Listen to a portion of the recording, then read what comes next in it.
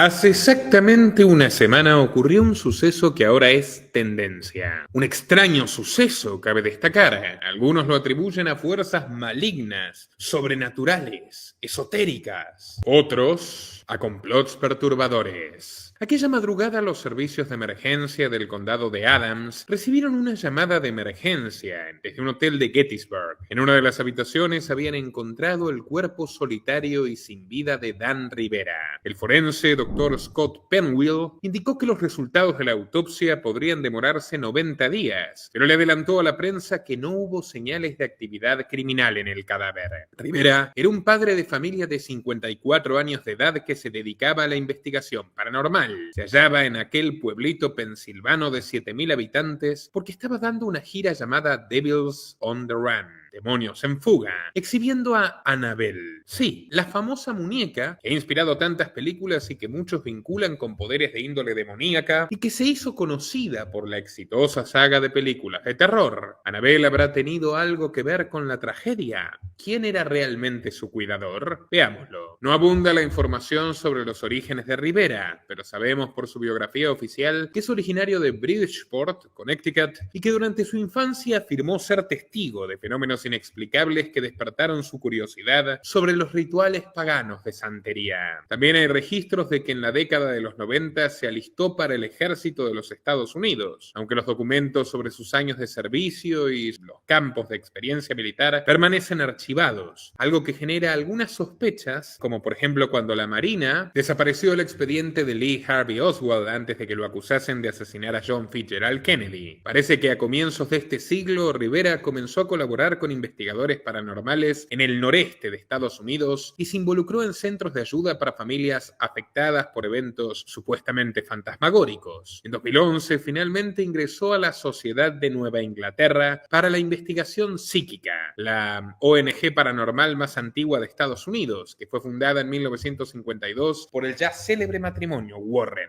Edward Warren era un veterano de la Segunda Guerra Mundial, que algunos compañeros habían dicho que estuvo muy afectado por los traumatismos del combate. Luego estudió demonología y se enamoró de los relatos esotéricos de su mujer, Lorraine Moran, quien afirmaba poseer una clarividencia innata que le permitía ver aquello que otros mortales tenían vedado. Se casaron por la Iglesia Católica en 1945 y convencidos de que los carentes de fe estaban expuestos a las influencias de fuerzas oscuras, comenzaron una suerte de misión salvadora que perduró hasta sus últimos días. Escribieron decenas de libros y aseguraron haber tratado más de 10.000 casos sobrenaturales. Y les aclaro que lo que les contaré a continuación obedece a los parámetros históricos y periodísticos más estrictos del contexto ETSA de YouTube. Entre los casos más conocidos se encuentra el de la familia Perron, que en 1971 se mudó a una antigua granja construida siglos atrás en Harrisville, Rhode Island, y al poco tiempo empezaron a percibir sucesos extraordinarios, difíciles de explicar de manera racional.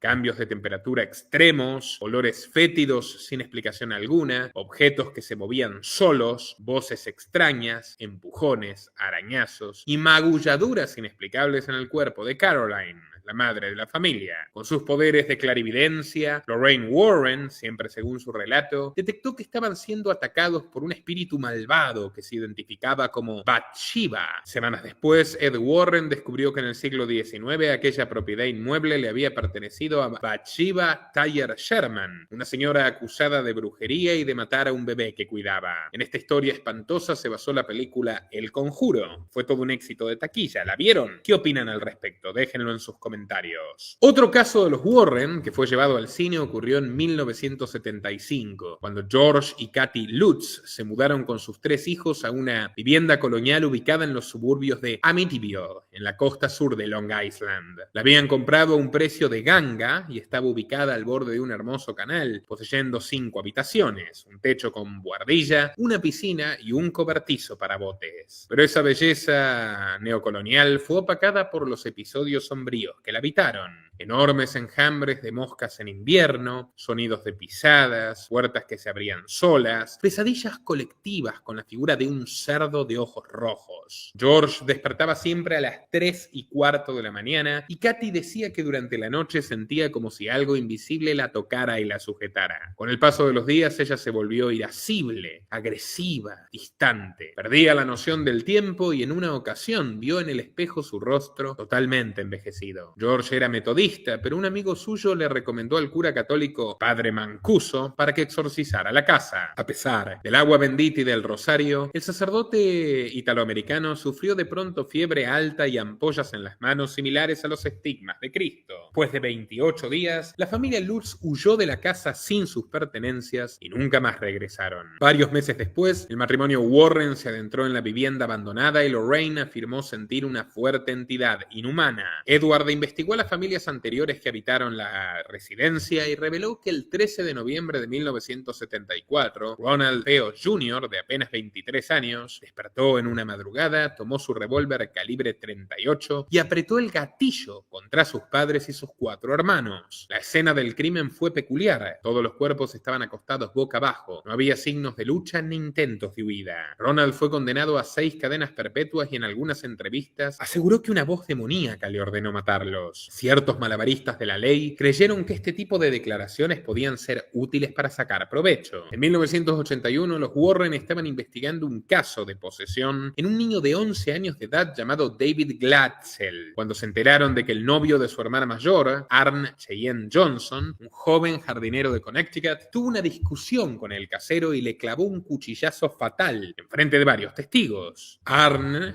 por supuesto, fue sometido a la justicia y su abogado citó a Lorraine Warren para que le cuente al jurado que durante sus exorcismos uno de los demonios de David había escapado y se sumergió en el cuerpo del jardinero Johnson, provocando que asesinara al casero. Fue un caso tan extraordinario que pasó a ser conocido como el juicio del diablo, ya que era la primera ocasión en la historia de Estados Unidos que se utilizaba la posesión demoníaca como un intento de defensa legal. Semejante historia inspiró otra película de El Conjuro, pero así todo no pudo superar la popularidad de uno de los primeros casos de los Warren. En 1970, una enfermera de 28 años llamada Donna les indicó que una muñeca de trapo que tenía en su departamento se movía sola, cambiaba su postura, dejaba mensajes escritos de auxilio y sospechaba que le había provocado arañazos inexplicables. Luego de indagar, los Warren concluyeron que la muñeca estaba poseída por una entidad maligna que fingía ser el espíritu de Annabelle Higgin, una niña de 7 años de edad que había fallecido tiempo atrás en las cercanías del edificio. A través de sus visiones, Lorraine aseguró que la entidad buscaba mudarse al cuerpo de la enfermera. Entonces el matrimonio decidió exorcizar el apartamento y llevarse a la muñeca consigo para que no hiciera más daño. Pero continuó poniendo en peligro sus vidas. Edward contó que durante el viaje de regreso, el automóvil donde llevaban a Annabelle sufrió varias fallas en los frenos y casi chocan en la carretera contra un enorme camión de cigarrillos. Finalmente lograron guardarla en el Museo del Ocultismo, que abrieron en su propio hogar en Monroe, Connecticut. La colocaron en una urna de cristal sellada, bajo protección religiosa, con agua bendita, oraciones, cruces y un cartel que decía Warning. Los Warren declararon que incluso con todas esas precauciones, la muñeca siguió lastimando a algunas personas. Infligió cortes psíquicos que hicieron sangrar sus oídos y un sacerdote que se burló de ella murió en un accidente a las pocas horas, mientras otros sufrieron graves muertes misteriosas luego de tocar su urna de cristal y cuestionar sus poderes. Ignoramos si hay alguna historia que vincule a la muñeca con la muerte de Edward Warren en agosto del 2006. Sabemos que era bastante florida la imaginación de los Warren, pero lo cierto es que 5 años más tarde Lorraine encontró en Dan Rivera a su alumno ideal, incluso mejor que su propia hija. Le dio la responsabilidad de convertirse en el supervisor del museo y especialmente en el custodio de Annabelle, que poco después adquirió una inesperada fama internacional.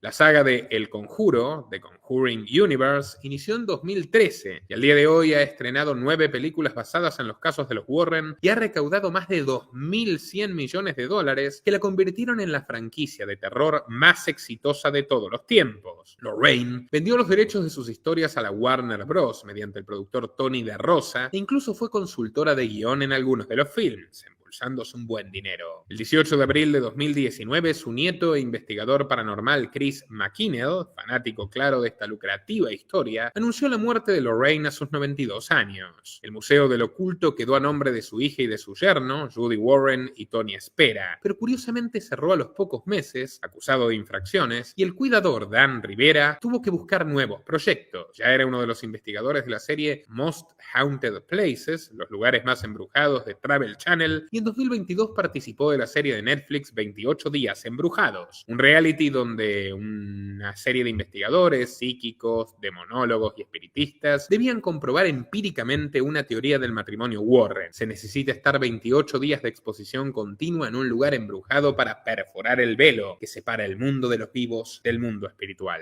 Los equipos buscaron captar actividades sobrenaturales con radios de frecuencia, sensores EMF y grabadoras de voz en un antiguo edificio de Carolina del Norte donde el patriarca Charlie Lawson dejó sin vida a casi toda su familia con una escopeta en la mañana de la Navidad de 1929. También estuvieron en la posada del Captain Grant en Nueva Inglaterra, donde se reportaron numerosos episodios fantasmagóricos, y en la mansión victoriana de Lumber Baron en Colorado, donde 2 adolescentes fueron asesinadas durante los años 70 en un crimen nunca resuelto. Pero el misterio más reciente ocurrió este año 2025, cuando los herederos de los Warren difundieron informes de que Annabelle había desaparecido, y muchos indicaron que solo era una campaña de marketing viral para promocionar la gira Devils on the Run que Rivera lideró, promocionando videos de la muñeca Annabelle por Instagram y TikTok, de la verdadera muñeca Annabelle. Durante los primeros días de julio, la había presentado en el orfanato de Gettysburg para asustar a los niños huérfanos, un ser increíble Rivera, pero más se horrorizó el pueblo cuando se enteraron de la muerte de su cuidador el pasado 13 de julio. Las autoridades insistieron que la muñeca no se hallaba en la habitación del hotel donde fue encontrado el cuerpo de Rivera, sino que estaba dentro de su furgoneta, lo cual es llamativo. ¿Por qué dejaría una muñeca de incalculable valor expuesta durante la noche en el baúl de un vehículo? Los más creyentes de la paranormalidad piensan que al ser liberada de su urna de cristal sagrada, la entidad maldita de Annabelle provocó una nueva tragedia atroz. Pero hay otros más escépticos, y me incluyo, que vinculamos este desenlace con hipótesis más realistas. No es ninguna novedad que el trabajo de los Warren haya sido acusado numerosas veces de fraudulento. El periodista Benjamin Radford ha realizado profundas indagaciones sobre los casos de Edward y Lorraine y descubrió que manipulaban o exageraban deliberadamente las evidencias para dramatizar, impidiendo con tesón que otros investigadores pudiesen someterlas a controles más rigurosos, científicos, falsables, contrastables. Radford los elogió por convertir el miedo y la fascinación paranormal en una inmensa estrategia publicitaria que les permitió obtener millones de dólares con la industria de los libros, las charlas, las entradas a museos y las ventas de derechos para películas espectaculares. Algunos medios señalan que semejante fortuna cosechada causó problemas y pugnas entre los herederos, quienes empezaron a ver en Rivera a un competidor irreverente, a un profano, a un hombre que estaba adquiriendo demasiado protagonismo y unos buenos billetes con la muñeca poseída que les entregó Lorraine, que la familia sentía suya. Pero hay una historia solapada, aún más sombría, que todos los casos paranormales ya mencionados. Hacia 2017, una mujer llamada Judith Penny afirmó que durante décadas Edward Warren se había aprovechado carnalmente de ella. Contó que se conocieron cuando él contaba con 35 años de edad y trabajaba conduciendo un autobús, y ella era apenas una alumna de 15 que cursaba en la escuela secundaria Central High School cerca de Monroe, Connecticut. En esos largos trayectos conversaban sobre ángeles y demonios y acabaron iniciando un romance prohibido con la aprobación de Lorraine. En 1963, Judith se mudó a la casa de los Warren, alojándose en una buhardilla sobre la pieza matrimonial. Desde entonces, Edward intercalaba noches durmiendo con su esposa y con su jovencísima amante. Cuando llegaban visitas, era presentada como una sobrina o una niña pobre acogida por caridad. En una grabación obtenida por THR, Penny confesó que en mayo de 1978 fue embarazada por Edward y Lorraine la obligó a abortar, señalándole que aquel niño destruiría su negocio y los llevaría a todos a la ruina. Le pidió que le contara a los médicos encargados que alguien había entrado a la casa una noche y se había aprovechado forzadamente de ella. Judith dijo que obedeció y que al salir del hospital le brindaron un sermón sobre ser agradecida y la abandonaron para siempre. No sabemos cuánta certeza existe en el relato de Penny, pero al parecer ella se contactó con Dan Rivera en 2017 en busca de apoyo y él aprovechó ese tétrico testimonio para extorsionar a los herederos Warren, quienes se vieron obligados a darle acceso a la muñeca para sacarla del museo y promocionar su gira de demonios en fuga por varias ciudades, que era era la voluntad escrita de Lorraine, pero que ellos habían ocultado hasta el momento. Sin embargo, no lo soportaron mucho. Hartos de mantenerse en esa fachada, tomaron una decisión más abrupta, según esta hipótesis, que era deshacerse del señor problemático y que las sospechas recaigan en Annabelle. De repente ya hasta hacen otra película al respecto. ¿Y ustedes qué opinan, amigos? Los leo en los comentarios. Denle like a este video para que YouTube lo recomiende a más gente. Y bienvenido a su apoyo en patreon.com/Nicolás Moraz desde tan solo $3 mensuales a cambio de recompensas para nuestros mecenas, gracias a quienes podemos sostener este esfuerzo periodístico. Hasta la próxima.